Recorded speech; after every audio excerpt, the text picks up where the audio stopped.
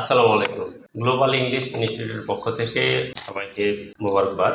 কোনো মানুষ যদি আন্তরিকভাবে পরিশ্রম করে, সময়টাকে কাজে লাগায়, সময় যে মানুষকে প্রতারণা করে না, তার বাস্তব উদাহরণ হলো আমার সামনে মাহমুদা ম্যাডাম আর তাসনিমা ম্যাম।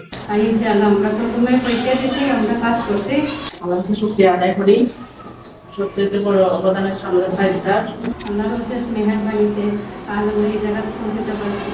আমি একটা দায়িত্ব হিসাবে নিয়েছিলাম যে তারা দুজন যদি পাস করে নতুন ভাবে জীবন শুরু করতে পারবে, এই এই একটা থিং থেকে আমি সর্বোচ্চ চেষ্টা করছি আর কি, যে যাতে করে তাদেরকে নতুন জীবনের সূচনা শুরু করতে পারে। যেহেতু দীর্ঘদিন তারা বাংলাদেশে আছে, তাদের হাজবেন্ড থাকে ইউকে, তো এই লাইফ স্কিল যদি পাস করে তাহলে তারা ওই দেশে সেটেল হতে পারে পরিবার পরিজন বাচ্চাদের নিয়ে।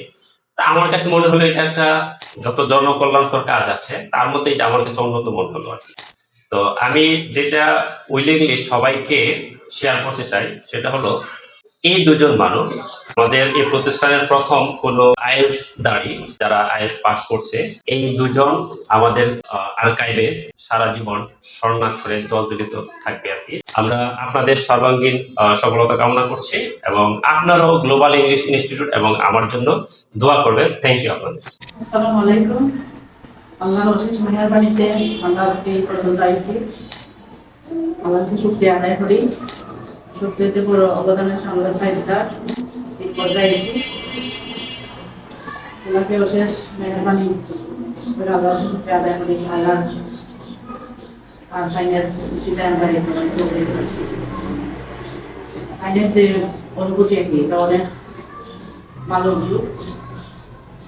গ্লোবাল ইনস্টিটিউটে এটা তো আরো বেশি হতো। আমরা এখন তো ক্লাস করছি, টেস্ট নিছি, এখন যদি আমরা এই পর্যন্ত পারছি। স্যারের ভর্তিটা কামনা করি আমরা।